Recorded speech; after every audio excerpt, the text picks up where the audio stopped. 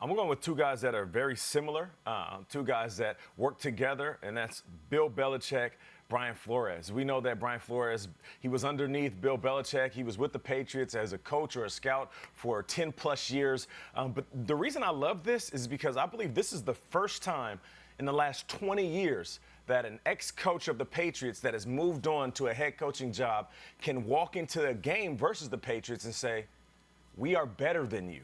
Yes, I do believe that. I feel like with the additions that Miami put on the team, we're talking Kyle Van Noy that they pulled away from the Patriots, what they did in the draft, they can walk in and say for the first time, because you don't have Brady, we are better than you. And that is a different perspective for all of the former ex-Patriot coaches. And that's why I'm looking forward to seeing if one of these guys can go out there and take away whatever it is that they want from a Patriots game within that matchup.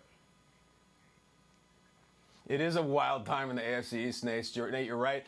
Now that we've talked about all the old school tough guys, I want to talk about those style boys out in the NFC West. Give me Cliff versus Sean. I'm fascinated the Kingsbury-McVay matchup because I feel like with all, Pete's going to be Pete, of course, but with the three pretty boys in the NFC West, whom I love, if you want to compare them to like the old school original One Direction, I feel like Kyle Shanahan right now is the Harry Styles. And then Cliff and Sean are like, who's going to be, Zane or whoever that blonde kid is. Look at this. That's a football coach. Imagine if you showed that to Bum Phillips back in the day. And it's not just a football coach. It's one who has a super talented roster now, guys.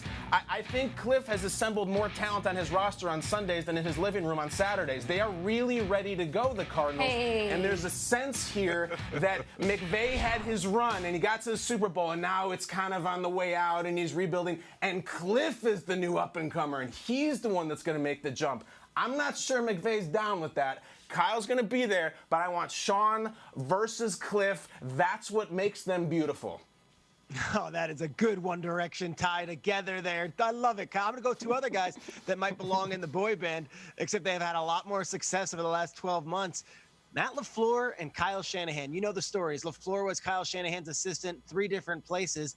They end up playing in the NFC Championship game last year, and it's complete domination. The mentor just absolutely whooping up on the apprentice. But it wasn't just one time. Twice last year, the 49ers absolutely dismantled the Packers.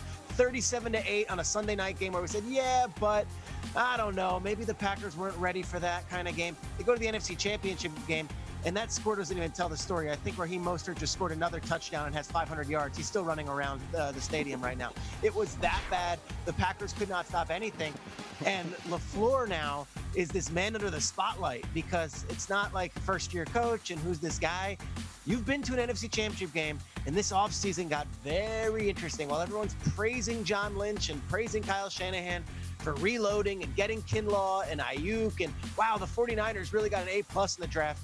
LaFleur is feeling the media's wrath right now, and it's going to be a long, 4 or 5 months till these guys play because I can't imagine they're going to put them early on in the season. I think this is going to be one of those late season games, and they might see again in January, but the apprentice had no chance against the mentor last year twice. They play again this year. Let's see how that one goes.